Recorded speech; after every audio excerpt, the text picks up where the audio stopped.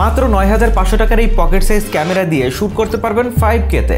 সাথে রয়েছে 6 মাসের অফিসিয়াল ওয়ারেন্টি, রয়েছে 270 ডিগ্রি রোটেশন, তাছাড়া স্লোমো, টাইম ল্যাপস সহ যাবতীয় যে ফিচারগুলো আছে সবগুলো কিন্তু এটাতেই রয়েছে। তবে আসল কথা কি জানেন, ক্যামেরাটি খুবই হ্যান্ডি। দেখুন আমার হাতের তালুতে হেঁটে যাচ্ছে।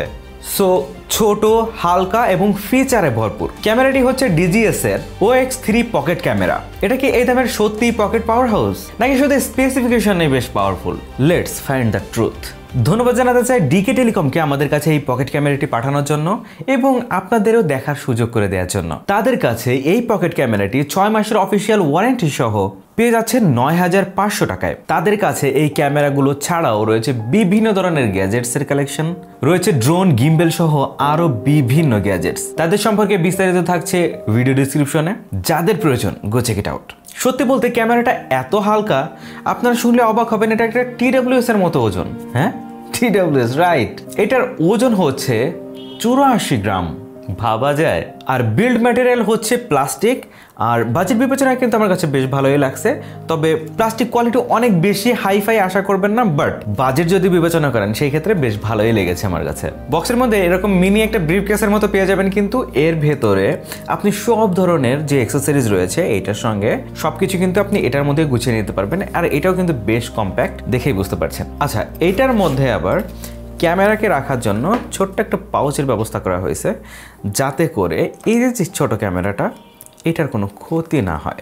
আরও রয়েছে টাইপ-C মাইক্রোফোন, একটা ব্যাক ক্লিপ, যেটার মাধ্যমে ক্যামেরাটা এইভাবে অ্যাটাচ করে যেই কোনো জায়গায় ক্লিপ করে রাখতে পারবেন। এটা কিন্তু অ্যাজ এ স্ট্যান্ড হিসেবেও কাজে লাগবে। আরও রয়েছে ট্রাইপড, সাথে সেট করার জন্য কিছু স্ক্রু, একটা ব্রেসলেট, ধরার জন্য একটা হ্যান্ড স্ট্র্যাপ, একটা ক্যারিং ব্যাগ, কেবল, আর সবশেষে হচ্ছে ইউজার ম্যানুয়াল। সাইজে এত ছোট যে আপনি চাইলেই পকেটে করে নিয়ে যেতে পারবেন যে কোনো জায়গায়। সামনে দিকে রয়েছে 1.69 ইঞ্চির LCD ডিসপ্লে, যেটা কিনা টাচ স্ক্রিন। সো আপনারা যখন ফেস ক্যাম নেবেন অথবা ওয়েব ক্যাম হিসেবে ব্যবহার করবেন তখন কিন্তু এই ডিসপ্লেটা আপনার কাজে লেগেই যাচ্ছে। আর শুটিং করার সময় আপনারা ফ্রেমিংও ঠিক করে নিতে পারবেন এই ডিসপ্লে দেখেই। এবার আসি ভিডিওতে। এইটাতে সর্বোচ্চ 5K রেজুলেশনে আপনি ভিডিও শুট করতে পারবেন। এছাড়াও 4K 60 FPS, 4K 30 FPS, 2.7K রেজুলেশনেও আপনি শুট করতে পারবেন। এমনকি 1080p তেও শুট করতে পারবেন, সেটা নিয়ে কোনো ইস্যু নাই।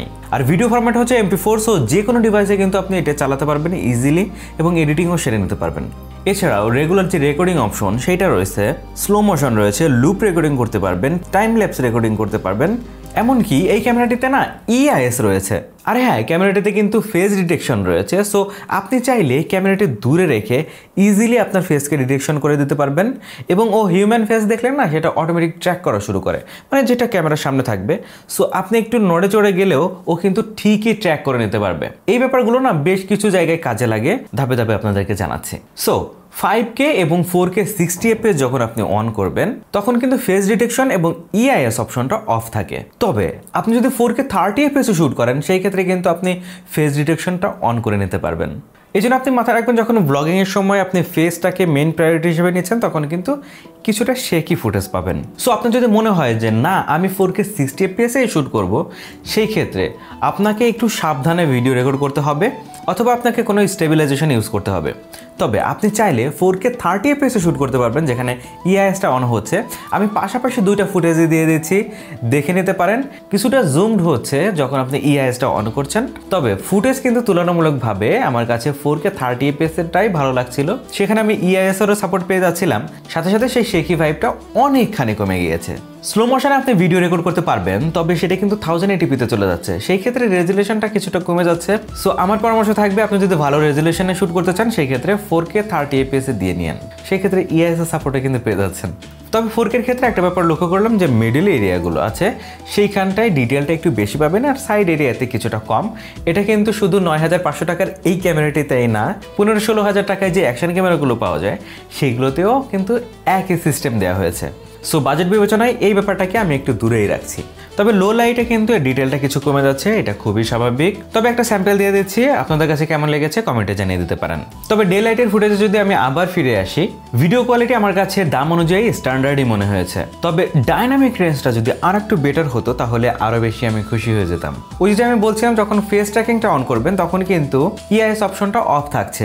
এই ক্ষেত্রে আপনি কি করতে পারেন জানেন? আপনি যদি ক্যামেরাটিকে ওয়েব ক্যাম হিসেবে ব্যবহার করেন সেই ক্ষেত্রে কিন্তু আপনার স্ট্যাবিলাইজেশনটা লাগছে না।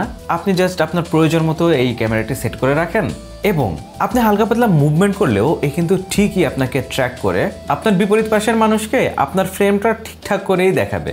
আর যে ফুটেজগুলো পেয়েছি সেগুলো কিন্তু আমার কাছে একটু বুস্টেডই মনে হচ্ছে। এই বাজেট রেঞ্জের এই ক্যামেরাগুলোতে আমি এই ব্যাপারটা কিন্তু লক্ষ্য করেছি যে একটু বেশি কালার পপ আপ করে।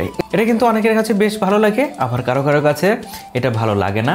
মূলত ব্যাপার কি জানেন, যারা রেডি টাইপ ফুটেজ পছন্দ করে তাদের জন্য এটা ভালো লাগে, যারা রেডি টাইপ না, যারা নিজেরা কাস্টমাইজ করতে পছন্দ করে তাদের জন্য কিন্তু এটা, ওই যে আমি বললাম যে তারা চায় যে না আমি কাস্টমাইজ করে নিই।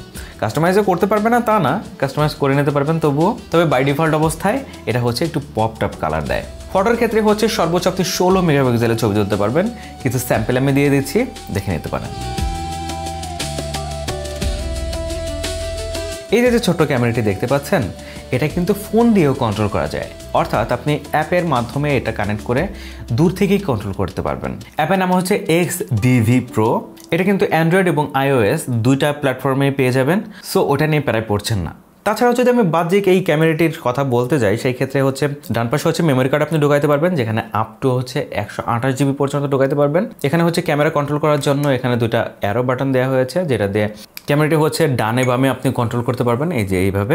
এমনকি আপনি যখন ভিডিও শুট করতেছেন তখন কিন্তু জুম ইন এবং জুম আউটের কাজও কিন্তু এই অ্যারো বাটনগুলো করবে। বাম পাশে হচ্ছে মেনু বাটন রয়েছে এবং এখানে হচ্ছে পাওয়ার বাটন রয়েছে, যেটাতে অন অফ করা যাবে আর কি। আর ক্যামেরার দুই পাশে হচ্ছে স্পিকার দেওয়া হয়েছে। আপনি কোনো ভয়েস রেকর্ড করলে বা ভ্লগিংয়ের সময় কথা বলে সেটা আপনি যখন এই স্ক্রিনে দেখবেন তখন এই স্পিকার থেকে হচ্ছে আপনি ইনিশিয়ালি শুনে নিতে পারবেন যে আপনার সাউন্ড কেমন এসেছে। তবে অবশ্যই আপনি যদি হাই রেজুলেশনে ভিডিও শুট করতে চান সেই ক্ষেত্রে কিন্তু ভালো একটা মেমোরি কার্ড ইউজ করতে হবে। অবশ্যই ক্লাস 10-এর SD কার্ড ইউজ করতে হবে। ব্যাটারি হিসেবে রয়েছে 1000 mAh এর ব্যাটারি।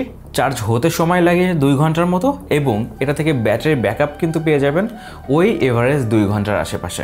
এটা কিন্তু ডিপেন্ড করবে, আমি যে বললাম যে 2 ঘন্টার আশেপাশে ব্যাটারি ব্যাকআপ পেয়ে যাবেন, এটা কিন্তু 1080p-তে। আপনি যদি 4K অথবা 5K-তে শুট করতে চান সেই ক্ষেত্রে কিন্তু এটার ব্যাটারি ব্যাকআপ কিছুটা কম পাবেন। অর্থাৎ আপনার প্রেশারের উপর ডিপেন্ড করবে কতটুকু চার্জ থাকবে। এই ক্যামেরাটি কিন্তু ইনঅ্যাক্টিভ মুডও রয়েছে, সো আপনি চার্জে লাগিয়েও শুট করতে পারবেন। আর এটা কি গরম হয়? হ্যাঁ গরম হয়, হাতে ফিল হয়, তবে ক্র্যাশ করে নাই একবারও।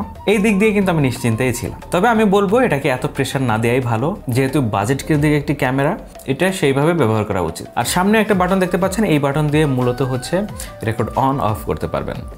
আর এটাতে কিন্তু কোনো ওয়াটারপ্রুফ রেটিং নাই, সো পানি থেকে একটু দূরে রাখাই ভালো হবে। আর এইসব জিনিস আমরা পানিতে ভেজাই না, এটা মনের শান্তির জন্য আমরা একটি ওয়াটার রেটিং চাই, বাট এটাতে থাকছে না, সো এটা সাবধানে ইউজ করবেন। সোজা কথা কি জানেন, OX3 এই পকেট ক্যামেরাটি কিন্তু একটা ফান ক্যামেরা। যারা নামি দামি ক্যামেরা কিনতে ভয় পাচ্ছেন বা সেটা কিভাবে কন্ট্রোল করবেন বা কিভাবে ধরলে একটু ভালো ফুটেজ পাবো সেরকম ধরনের চিন্তা ভাবনা করছেন, তারা কিন্তু এটার মাধ্যমে একটা ট্রায়াল দিতেই পারেন। সো যারা ভাবতেছেন যে আমি টুকটাক একটু ভিডিও করব আর ওয়েবক্যাম হিসেবে আমি ব্যবহার করতে চাই, কোয়ালিটি আমার অতটা ম্যাটার করে না, বাট আমার শখ হয়েছে আমার একটা পকেট ক্যামেরা কিনবো এবং আমি দামি পকেট ক্যামেরা কেনার আগে একটু এক্সপিরিয়েন্স করতে চাই আসলে এইগুলো দিয়ে কীভাবে হ্যান্ডেল করতে হয় বা কন্ট্রোল করতে হয়, অথবা আমি চাই কাউকে একটু গিফট করব বাজেটের মধ্যে, তাহলে তাদের জন্য কিন্তু দারুণ একটা গ্যাজেট। বাট যারা সুপার প্রফেশনাল এবং নামি দামি ব্র্যান্ডের যে ক্যামেরাগুলো আছে সেইগুলো অ্যাফোর্ড করতে পারেন এবং সেইগুলো সুন্দরভাবে চালাইতে পারেন, তারা কিন্তু সেইগুলোই দেখবেন। বাট এটা হচ্ছে বাজেট ক্যামেরা, যাদের বাজেট কম এবং কোয়ালিটি অতটা ম্যাটার করে না, তাদের জন্য কিন্তু এই ফান ক্যামেরাটি আমার কাছে সেই হিসাবে বেশ ভালো লাগছে। বাট আপনি যদি নামি দামি ক্যামেরার সাথে তুলনা করেন, ভাই বাজেটেও মিলবে না আবার কোয়ালিটিতেও মিলবে না, ওটার সাথে এটা কম্পেয়ার করার কোনো মানেই হয় না। বাট কিছু কিছু জিনিস যদি এটাতে অ্যাড থাকতো তাহলে বেশ খুশি হতাম। এই ক্যামেরাটি কন্ট্রোল করা না আমার কাছে একটু কঠিনই লাগছে। যখন আমি মাঝখানে আনার ট্রাই করতেছিলাম তখন একটু ডান পাশে অথবা একটু বাম পাশে সরে যাচ্ছিল, বাট আপনি একবার যখন ফেস ক্যাম হিসেবে ইউজ করতে যাচ্ছেন সেভাবে কিন্তু আপনি সহজেই এভাবে নিতে পারবেন। অথবা আপনি যদি একটু চান যে এইভাবে আমি শ্যুট করবো সেইভাবে নিতে পারছেন। আর ক্যামেরাটিতে কিন্তু বিল্ট ইন মাইক্রোফোন দেওয়া হয়েছে, সেইটা অতটা ভালো রেজাল্ট পাবেন না, তবে এর সাথে একটা লেভেলিয়ার মাইক্রোফোন দিয়ে দিয়েছে Type-C, সেটা কানেক্ট করে বেশ লাউডলি আপনি ভোকালটা নিতে পারবেন। আমি একটা টেস্টই করে দেখাই এখন, কি বলেন? ইনডোর টেস্ট, আউটডোর টেস্ট আমি অলরেডি করছি। আচ্ছা, এখন যে সাউন্ডটি শুনতে পাচ্ছেন সেটা সরাসরি রেকর্ড করা হয়েছে এই পকেট ক্যামেরা দিয়ে।